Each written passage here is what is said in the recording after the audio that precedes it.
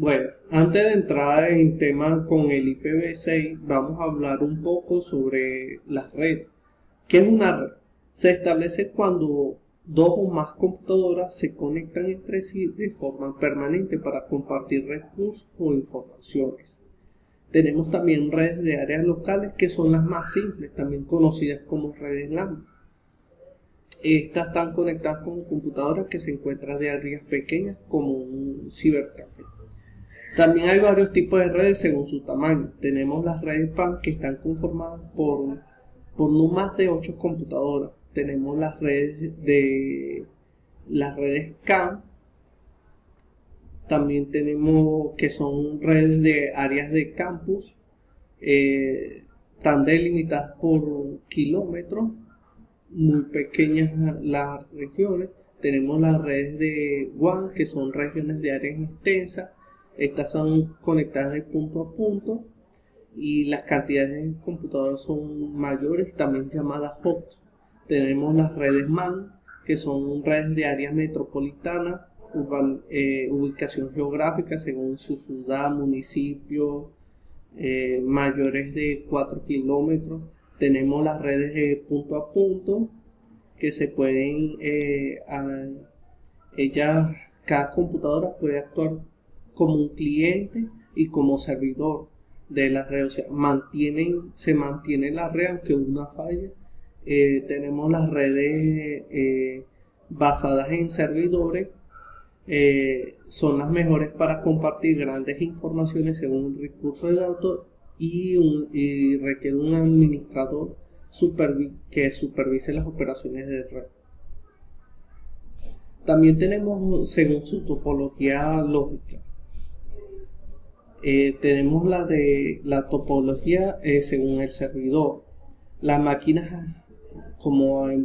las máquinas que ofrecen información o servicio el resto de las computadoras de los puntos de la red.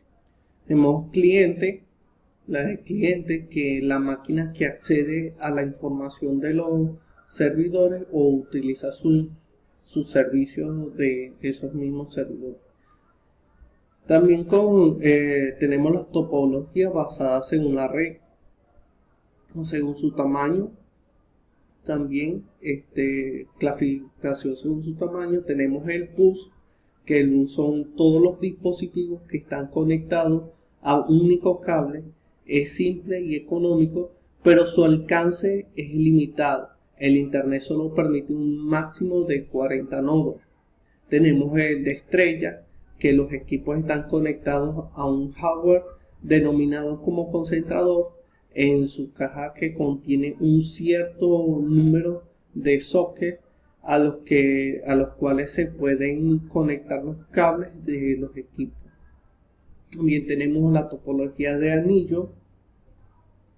Es una red con topología de anillo. Los equipos se conectan por turno y se crean bucles de equipos en los cuales uno tiene que hablar y el otro habla después.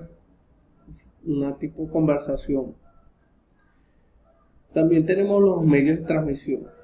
¿Qué son medios de transmisión?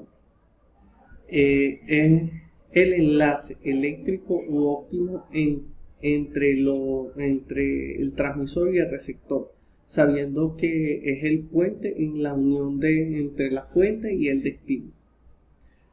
Tenemos varios medios de transmisión. Tenemos medios de transmisión guiados y medios de transmisión no guiados.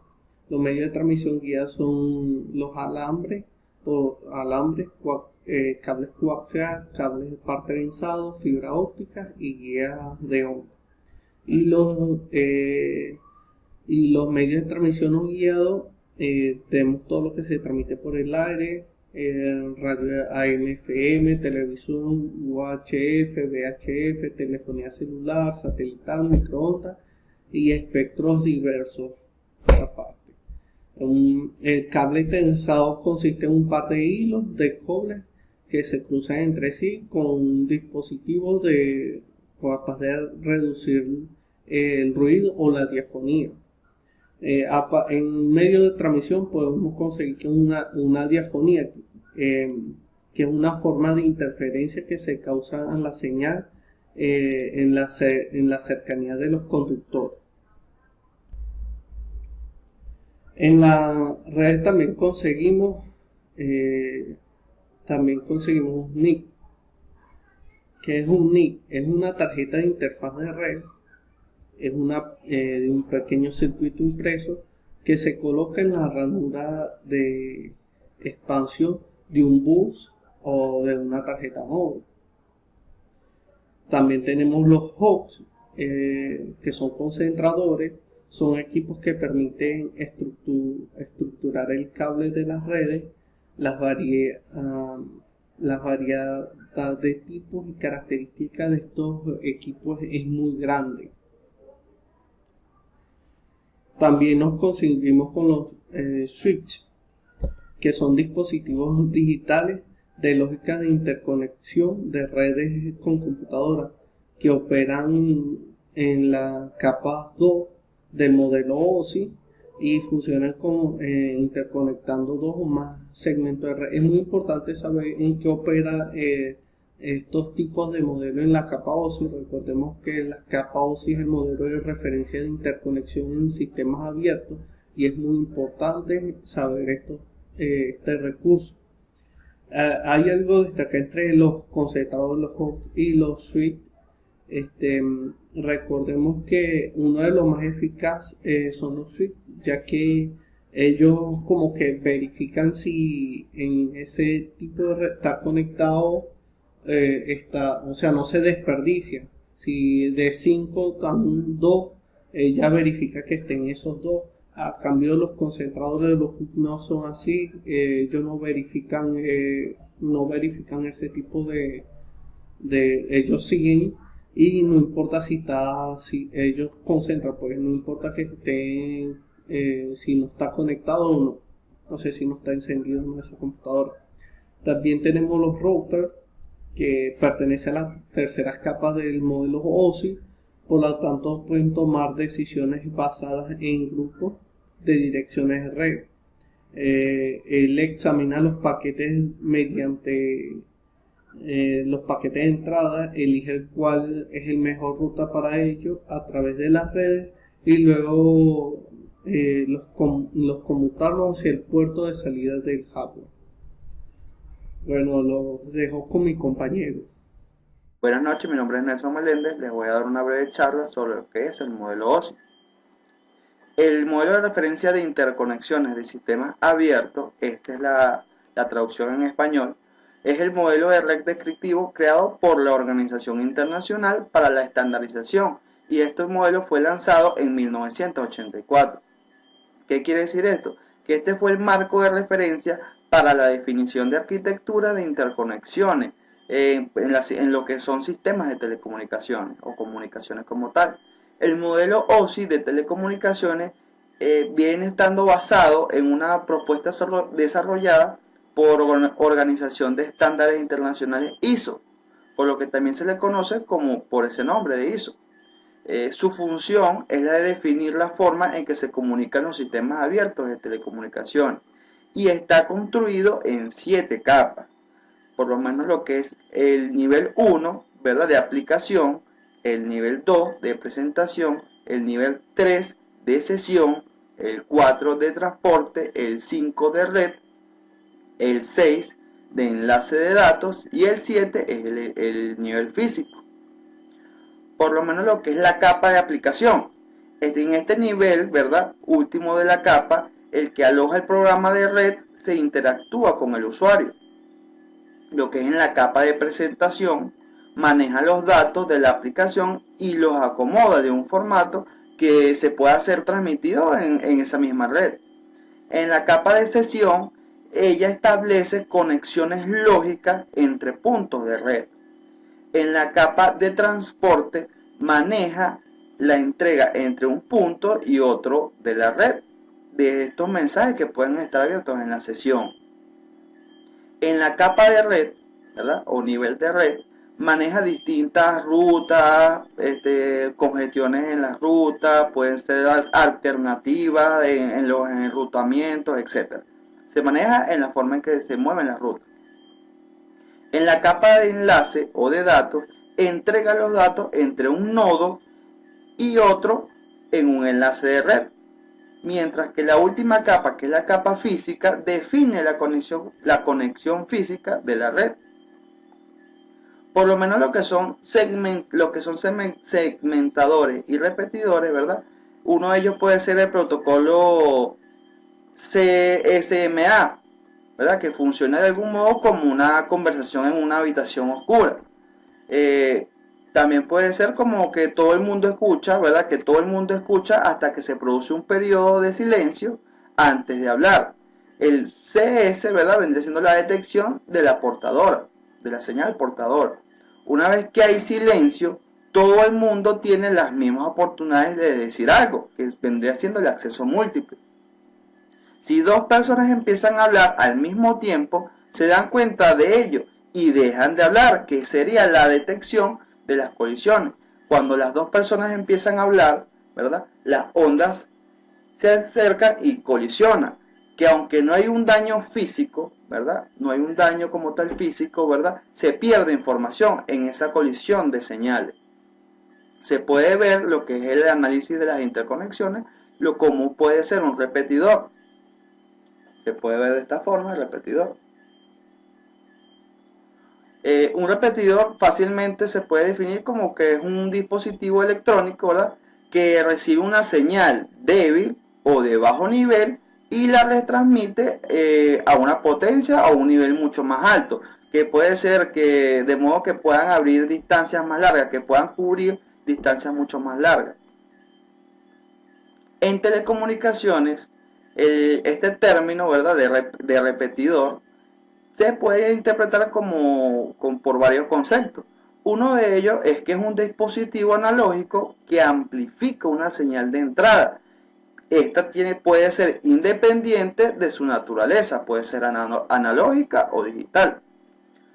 Un dispositivo digital, otro concepto podría ser un dispositivo digital que amplifica, puede conformar, retemporizar o que lleva a cabo una combinación de cualquiera de estas funciones sobre una señal digital de entrada para su retransmisión.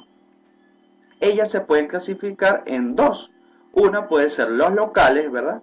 Que es cuando se enlazan redes próximas que están juntas, están muy próximas, y las remotas, que es cuando las redes están muy alejadas y se necesita de un medio de intermedio, un medio que esté ahí de la comunicación.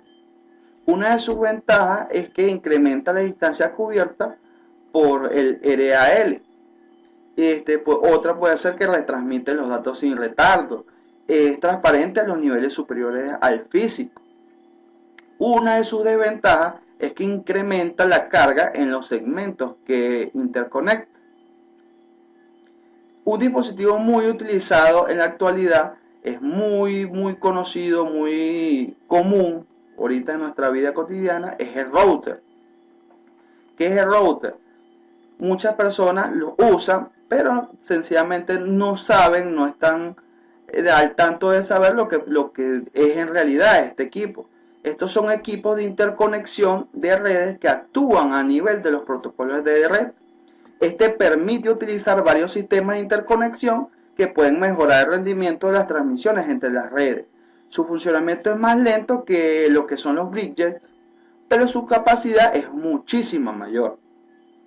Un encaminador necesita de una serie de parámetros básicos para que pueda funcionar correctamente, como son, uno de los parámetros puede ser lo que son direcciones de los puertos y de las redes a las que está conectando, los algoritmos de encaminamiento que va a utilizar y las tablas de encaminamiento estáticas para configurar rutas fijas de la red.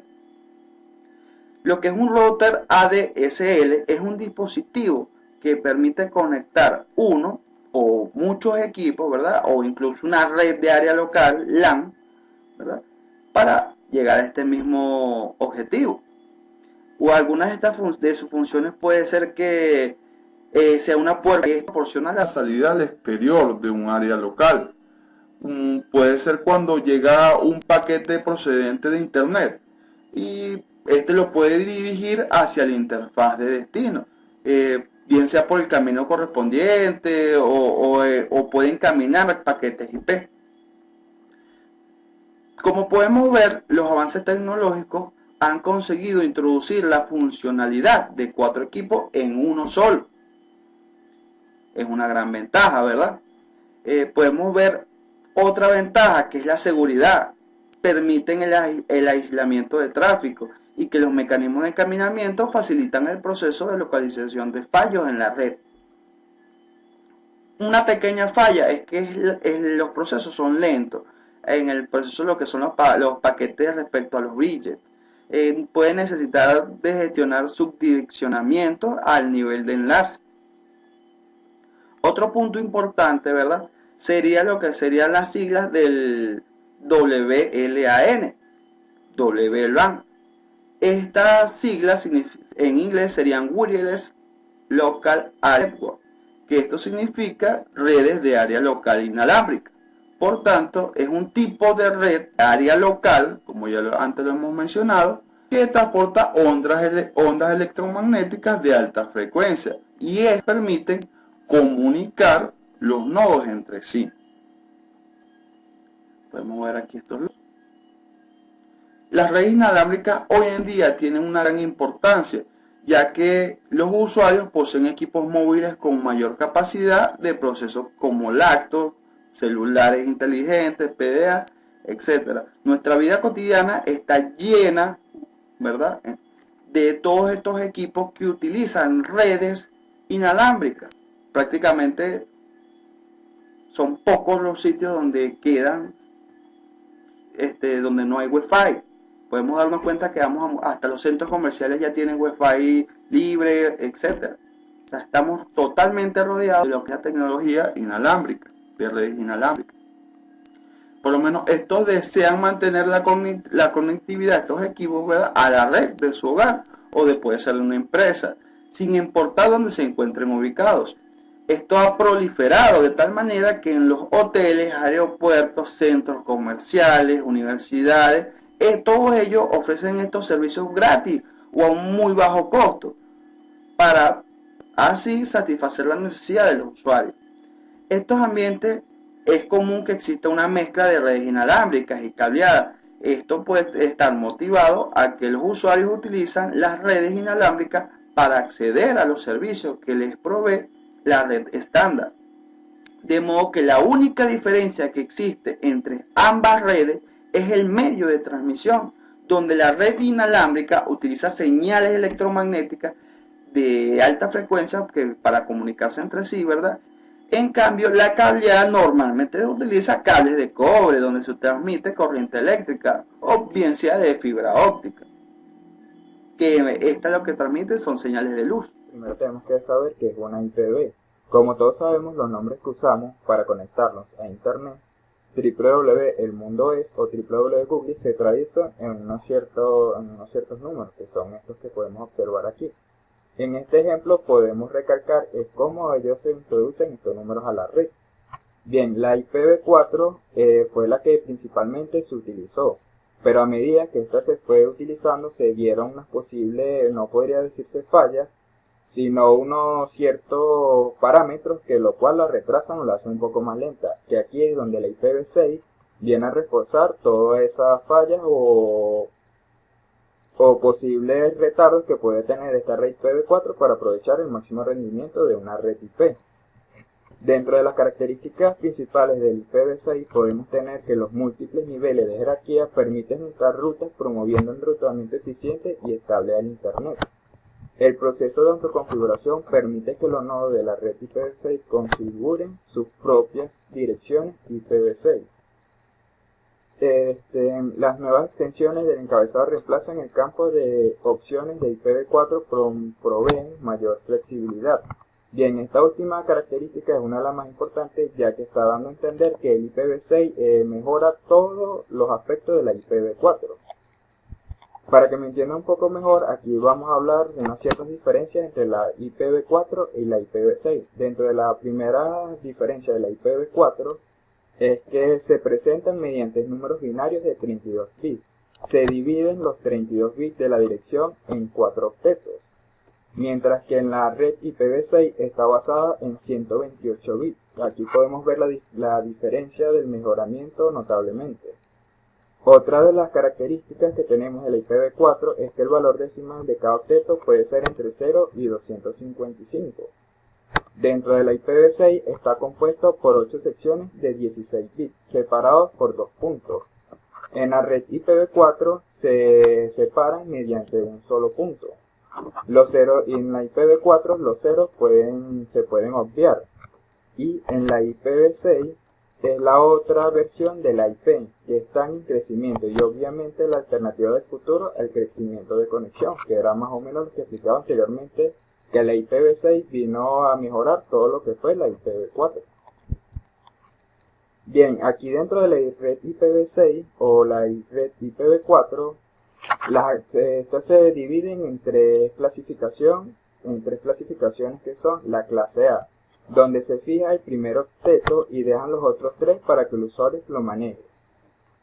Bien, aquí podemos tener un ejemplo que se le asignan los dos primeros números y los otros tres quedan variables para que el usuario modifique esta IP. La clase B se fijan los dos primeros octetos y los dos restantes quedan para el usuario. Por ejemplo, pues este ejemplo que tenemos aquí, como podemos ver, está un poco más limitado ya que solo podemos variar en unas ciertas IP. Y finalmente tenemos lo que es la clase C. Se fijan los tres primeros octetos y el que queda el resto del usuario. Por ejemplo, aquí tenemos todo este direccionamiento IP que viene dado ya previamente, bien sea por la máquina o la empresa, y lo último que queda para variar es el último dígito. El problema de estas clasificaciones es que la A y B pueden ser ya rutas predefinidas, bien sea puede ser para una institución, una empresa, un negocio. Estas son redes que ya están predefinidas. Esto ocupa mucho espacio y en muchos casos se puede dar la posibilidad de que estas no se acepten o no se pueden asignar ya que estén usadas previamente. Bien, para continuar, la IPv6 es el siguiente paso de la IPv4 y entre otras muchas características soluciona el problema de direccionamiento. Otro rango de características importantes que posee la red IPv6 es que posee un mejor espacio de direccionamiento. Las direcciones pasan de los 32 bits a 128 bits, o sea, 2 a las 32 n direcciones, como podemos observar aquí, a las 128 direcciones, que es todo esto que vemos aquí, o sea, sobre los 1000 sextillones. Esto hace que desaparezcan los problemas de direccionamiento del IPv4 actual, como les explicaba anteriormente. No son necesarias técnicas como el NAT para proporcionar conectividad a todos los ordenadores y dispositivos de red. Bien, aquí en esta parte ya una de las que más, podríamos decir una de las más importantes que posee la IPv6, que es la seguridad, que incluye algo integrado que es el IPsec, que permite autentificación y encriptación del prototipo o protocolo base, de forma que todas las aplicaciones se puedan beneficiar de ella. Bien, cuando nos referimos al IPsec, traen características a la IPv6 como limitar el acceso a solo aquellos autorizados, certifica la autenticación de la persona que envía los datos, encripta los datos transmitidos a través de la red y asegura la integridad de los datos. Bien, como podemos ver, la IPv6, a diferencia de la IPv4, posee muchas ramas de seguridad y es un poco, podríamos decir, que la IPv4 no poseía tantos niveles de seguridad. ¿Cómo son las direcciones? Las direcciones se representan las direcciones cambian enormemente y pasan de estar representadas por 4 textos separados por puntos a estar divididas en grupos de 16 bits, que este es el cambio de lo que podríamos decir de la IPv4 a la IPv6, representadas con 4 dígitos de hexadecimales separados por carácter de 2 puntos. Bien, para que me entiendan un poco, aquí tenemos como un ejemplo de lo que es la red IPv4 y la red IPv6. Cuando ingresamos, un ejemplo, la web del mundo es en una red IPv4, podemos notar que este sería como la dirección IP que está utilizando el navegador. que viene representada por la IPv4 de las características que les explicaba anteriormente. Mientras que cuando ingresamos a la web con una red IPv6, nuestro IP se podría ver que está aquí separado, ¿verdad? Podríamos notar esto, pero realmente como lo acepta la computadora, es toda esta cantidad que tenemos aquí. Supongamos, por otro ejemplo, supongamos que tenemos una empresa media que necesita dar muchas subredes en delegaciones. Con una IPv4, los subgrupos o clase B, recomendamos se fijan los 16 primeros bits y los otros 16 quedarían aparte, como se puede observar aquí en esta parte. Nosotros solo podemos modificar esta parte que vemos aquí, mientras que en la red IPv6 se modifican todos estos 48 bits prácticamente. Bueno, mi nombre es María Pestana y en esta oportunidad voy a explicarle paso a paso la simulación del ejemplo que hicimos de la red con respecto al IPv, utilizando el protocolo IPv6, que ya lo explicaron mis compañeros anteriormente. Podemos notar que en la siguiente figura o en la siguiente imagen veremos donde escogemos los tipos de router. Escogemos aquí el router, luego el tipo que utilizaremos, en esta oportunidad utilizamos el 1841. Explicaremos también toda la topología de la red, los cables, sus tipos y todo. Los routers, switch, las computadoras o PC, cables directos para conexión LAN y cable serial para las conexiones entre router, que sería la conexión WAN. Luego buscamos los switches que utilizaremos. En este caso colocaremos 2 switches por un router para ampliar cada una de las redes. Tenemos que seleccionamos luego del router, seleccionamos el switch y el tipo de switch que vamos a utilizar. Ahora buscaremos las computadoras que irán a cada switch, que podremos colocarlas el límite de computadora que nos permita el switch. En esta oportunidad vamos a utilizar 2, ya que es el rango que escogimos de la dirección IP, y esta nos va a otorgar la red. Aquí colocamos los cables seriales en el router y los cables directos de la conexión LAN. Pero antes que todo, los routers normalmente no traen el slot para conectar los cables serial, por lo tanto debemos colocárselo antes. Se lo colocaríamos en esta ventanita que está aquí.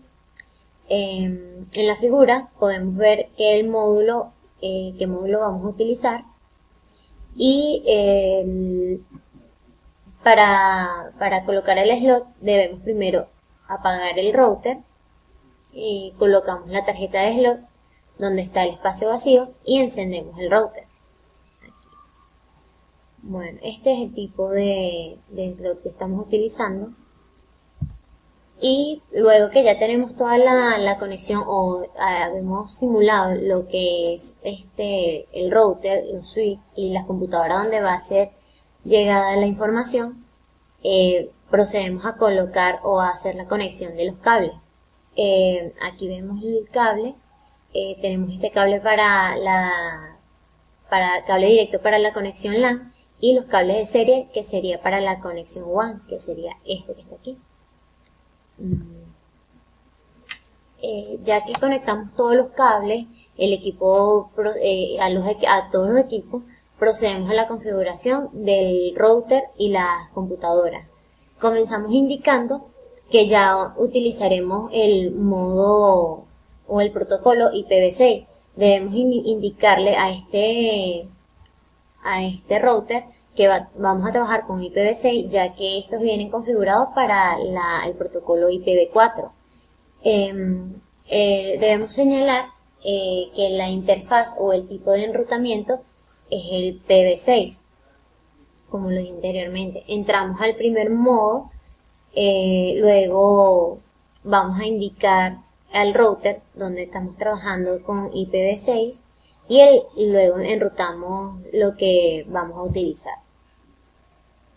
Comenzamos como lo dice la figura, tanto las seriales como la faz de internet debemos indicarles que el tipo de enrutamiento es IPv6. Ingresamos por acá la faz de internet, ¿verdad? Luego indicamos el protocolo que estamos utilizando, IPv6, agregamos las direcciones IP, el enrutamiento y encendemos el puerto de interfaz. Esto lo haremos con cada interfaz que tenga un router. Haremos lo mismo en el siguiente router, solo que cambiaremos la red y que se va a colocar aparte. En este tipo de red nos toca configurar las computadoras y hacer un pin entre ellas, entre las que se van a comunicar por medio de esta red que estamos simulando, y establecer una conexión para que cuando haga el pin verifiquemos si es satisfactorio el enrutamiento y toda la dirección que estamos tomando y que estamos utilizando. Podemos agregar la dirección IP que utilizaremos de la siguiente manera. La podemos colocar automática en esta configuración, que sería que así asignamos que automáticamente la computadora al encender siga esa dirección IP y no tengamos que estarlo configurando cada vez que vaya a ser utilizado. Por último, realizamos el pin en un extremo de la red, de un extremo al otro, en este caso desde la PC5 hasta la PC4, que está aquí. Y el pin fue exitoso y así completamos tanto la red como el direccionamiento IP y llegamos a la conclusión que fue de manera correcta. Luego aquí nos dice que se realizó el pin, lo podemos ver por acá, ¿verdad? Que dice que está trabajando de manera correcta y trabajamos en IPv6. Bueno, gracias por su atención. Esta fue toda nuestra exposición.